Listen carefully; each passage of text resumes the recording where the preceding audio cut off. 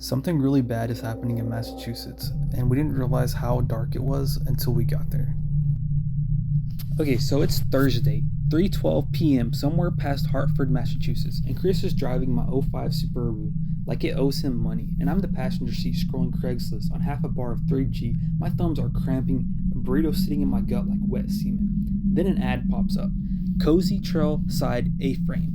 20 miles northwest of Salem, $45 a night, wood stove, solar shower, a little bit rustic. Contact John B. Yeah with 1H. Leave a voicemail, coverage spotty. I read it aloud. And this is kind of what we were looking for. We were looking for to hike some trails and to kind of explore some of the area out in this area. Chris side-eyes me with the knuckles, drumming the wheel to a song that came out like when we were in 5th grade. $45, bro. That's cheaper than the toll it takes to get here. So, of course, me and Chris were like, hell yeah. I start dialing the number on the ad, and I call up John while he's flicking the turn signal like he's flipping the fate to the bird, and just like that, we're off the highway. Spit onto the state roads that shrink until the yellow line disappears and the trees start leaning into gossip. We stop at a gas station that still sells cassette tapes. I ask the attendant, the old guy with suspenders, breath that smells like it struck a match, how far to the cabin? And this old guy doesn't answer. He just draws 3 fingers across his own throat and smiles with 3 teeth and hands me a map that looks like it's printed in 1987. The ink smears under my sweat. Chris laughs and kind of like punches me in the shoulder. It's kind of the nervous kind that climbs out when you realize nobody's coming to pick you up if things go sideways.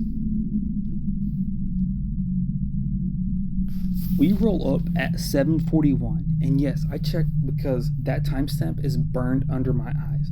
The cabin squats in a clearing like something that lost a fight with gravity. Cedar shingles are curling, the chimneys leaning south, one window glowing with a sickly pumpkin orange, and there's a single chair on the porch. The web split just enough to pinch the thigh skin. A squirrel's perched on the backrest, eating what looks like a cigarette butt. It doesn't flinch when we get out, and the inside smells like wet dog and cinnamon. The wood stove's already lit, and somebody knew we were coming. There's a note on the counter, handwriting like a dying spider. Welcome, boys. Fire's fed. Don't feed the wildlife. They're already full. Jay. Now, I was kind of like, okay, fine. We're getting our money's worth, so there's kind of like a little less privacy. Chris snorts and laughs. He's like, dude's got dad energy. I try to laugh, but the laugh catches on something sharp in my throat. That's when I notice the deadbolt on the back of the door. We unload anyway. Sleeping bags, a handle of cheap rum, 2 headlamps, 1 ego apiece. The plan is crash early, hit the Appalachian Trail at sunrise, maybe find a waterfall to Instagram. We're 22, immortal, and the universe hasn't billed us yet. Smoke drifts across the access road, thick, sweet, illegal in 3 states. We follow it like moss and Nikes. Whatever they're cooking, it smells delicious. The clearing opens up, picnic tables, old drum, grill, Christmas lights strung between oaks that have to predate the Constitution, and we see 6 locals gathered together. John introduces himself to us, and he's like 40-something. Forearms like axe handles, flips meat with a knife, and he's wearing instead of a wedding ring. And he's kind of a nice guy. He kind of starts to introduce us to everybody.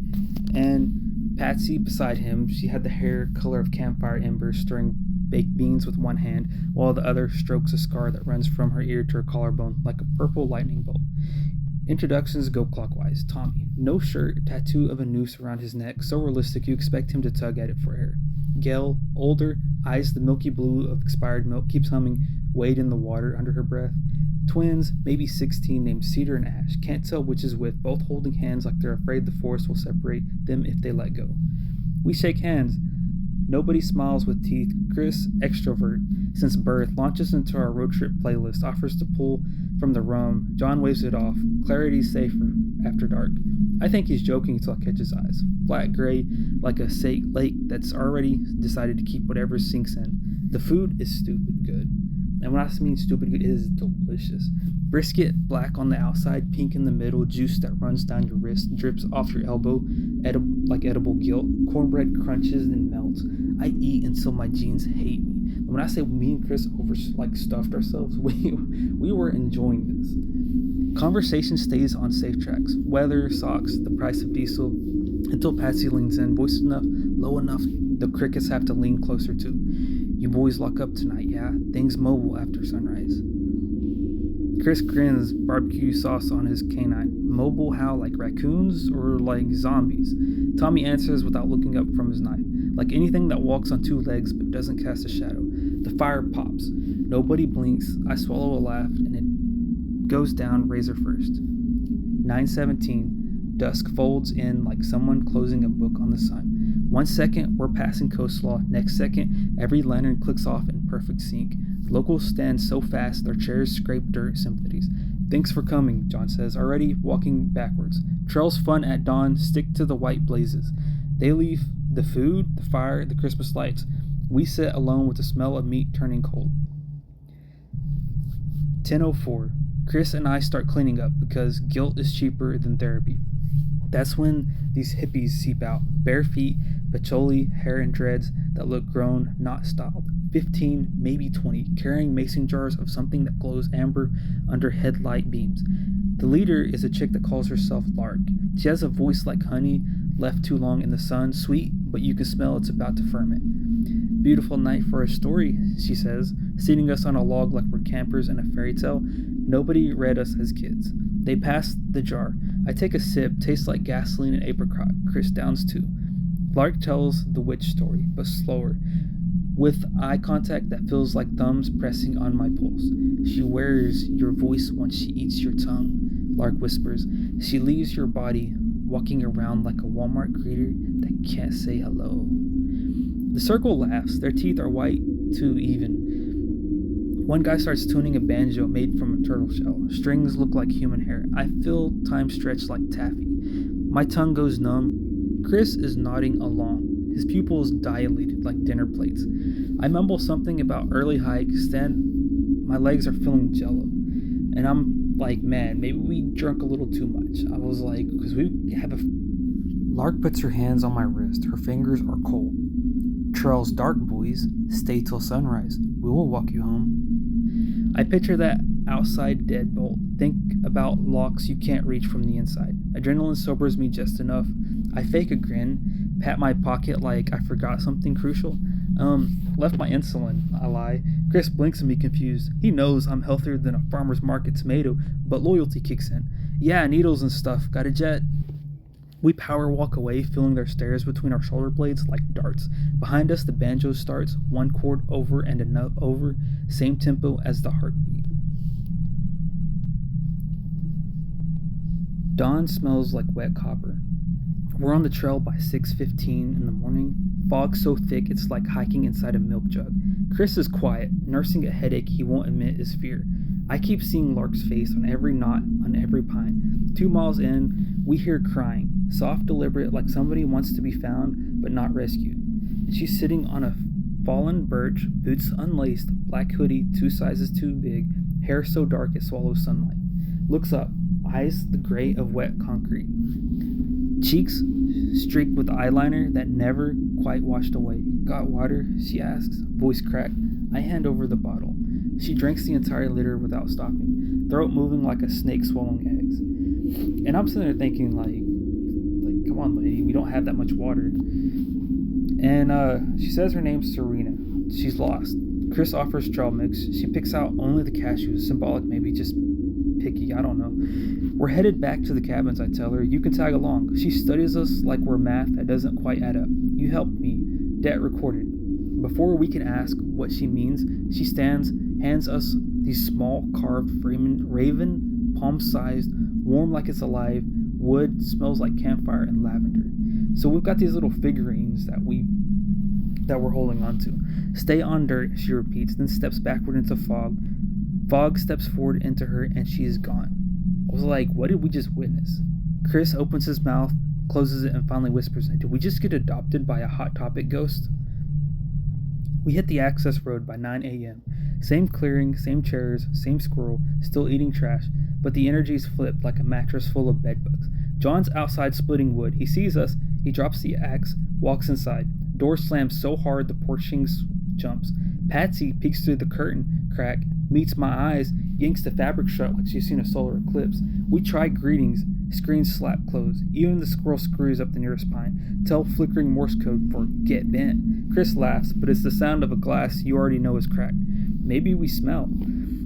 And when I tell you we were exhausted from the night before, we just were tired of everything, how the locals were acting, just the long walk, everything. So we went back to the camper. We crashed out until evening time. Alright, so it's night 2. We barricade the door with the kitchen table. Jam chairs under knobs, sleeping in shifts. Around 1:13 a.m. the banjo starts. The same single chord, miles away but synced to my pulse. Then voices. Brothers, debt collectors. I shake Chris. He's already staring at the ceiling, whispering, I thought I dreamt that sound. A knock at the door, soft, polite. Boys, we brought refreshments. Lark sings. Another jar, thicker liquid, moonlight shining straight through like its purified consequence. We don't want to answer. They don't leave. Eventually the knob turns, slowly testing, meets chair legs, stops. A sigh that could skin a deer. Footsteps retreat, but not far. 3:27. My turn to sleep. I dream of teeth shaped like piano keys. Wake to find the front door standing open, table pushed aside, chairs scattered like somebody yanked them from the game of musical chairs. Chris is gone. I stumble outside, barefoot, heart beatboxing against ribs. They're halfway to the tree line, Colt in a loose circle, Chris in the middle, arms draped over his shoulders like homecoming royalty. His eyes are open, pupils blown, smile loose and stupid. I call his name, comes out a croak. They turn as one. Lark tilts her head. Join the procession, Debtor. I run. No plan, no shoes, just adrenaline and splinters. I catch up and grab Chris's sleeve. Fabric feels wet. He blinks, recognition flickering. Alex? Party is this way, man. I slap him harder than friendship usually allows. The circle inhales like one organism. Somebody produces rope. I drag Chris. He resists, giggling. They follow, calm, certain the forest will do the math for them. We break into a side trail I've never seen, narrow-hammed with young birch that looks like prison bars in moonlight. At the end, a hut, crooked tar paper roof, windows cut raw, candlelight inside painting, shadows that move wrong. The smell of burnt herbs and copper, chairs waiting, rope already knotted, banjo chords still humming, now coming from inside my own skull. They sit us. Ropes, bites, wrists. Songs rises, half gospel, half stomach growl. Lark lifts a blade, bone handle edge thin, enough to split lies. She whispers, magic's just energy, we're moving it from your vein to ours. Relax. Feels like falling asleep in a snowdrift. I'm like, dude, these people are nuts, have lost their mind, you know? I wait until the knife touches skin, cold, polite, and then scream, run, so hard I taste iron. Chairs tip, I roll, scrape skin, adrenaline hotter than the knife. Chris jolts, jogs lifting like a curtain yanked too hard. We bolt, a coordination shot, him listing left like a shopping cart with one busted wheel. Behind us, that collective inhale, then footsteps, sticks breaking like wishbones. The trail's unknown, direction away, lungs on fire. We hit a log tandem, tumble, eat leaves and dirt. They should be on us. Should be feeling breath on our necks, but instead chaos overhead. Wings, beaks, claws of crows, layered in a core told the world is ending in 30 seconds. I roll over.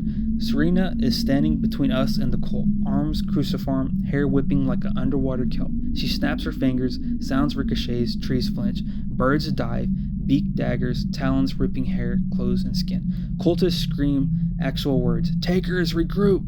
Lark, last to leave, eyes on me, promise them in like a brand. Then silence, just feathers settling like dirt snow.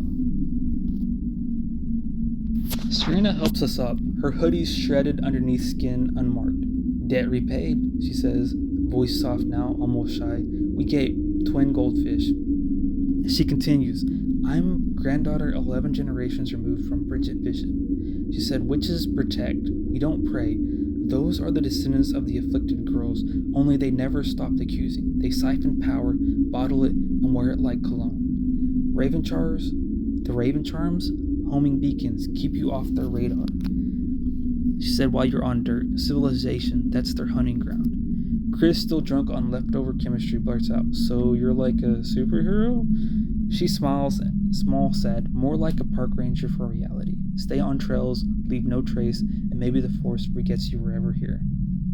I ask why locals froze us out. Fear by association, she says. Takers mark people they touch. Locals saw their sigil on you, like glowing graffiti only they could see. They quarantine until Mark fades or until you disappear. She walks us to the trailhead, raven charms now cool in our palms. Dawn starts to bruise the sky. She steps backward once, twice, melts into a fog again, last thing visible to the glint of an eye, wink or warning impossible to tell. And then she just disappears again.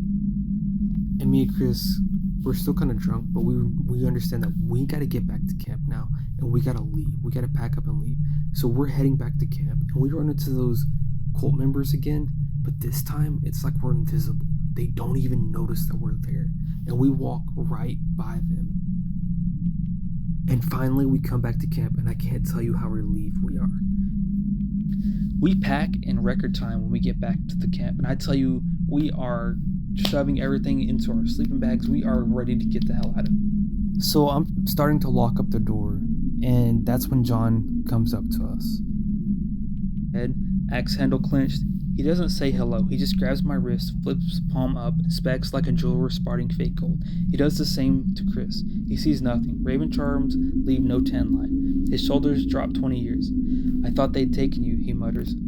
He shows us his own scar, between thumb and forefinger, shaped like an old-fashioned keyhole. They tried dragging me into that husk first winter I moved here. I bit one, ran, got lucky. Since then, daylight truce. They don't step on our gravel. We don't walk on their trails after dark. You crossed both. I started to apologize. He waves it off. Leaving's the smartest thing. Marks fade in a week if you stay under the sky. Faster if you keep moving. Don't come back. Not kidding. Forrest remembers depths longer than Visa. We exchange numbers nobody intends to use. He hands me a flask, homemade apple brandy. For the road. Clear your head, burn the taste. I sip sunshine with a shotgun finish. Chris hugs him. John stiffens and pat once, awkward like petting a bear that might still be hungry. The engine turns over the first try, a small miracle, large relief, and we pull away, gravel popping like an applause. In rear view, cabin window, pumpkin eye shuts as a cloud crosses the sun. And Chris finally speaks 10 miles later. You realize we just fled a town that literally has no trespassing signs for nighttime? I laugh, starts normally, and I end up laughing hysterically. He joins, and we laugh until tears blur I-95 into a water cooler, and until the raven charms in our cups stop vibrating.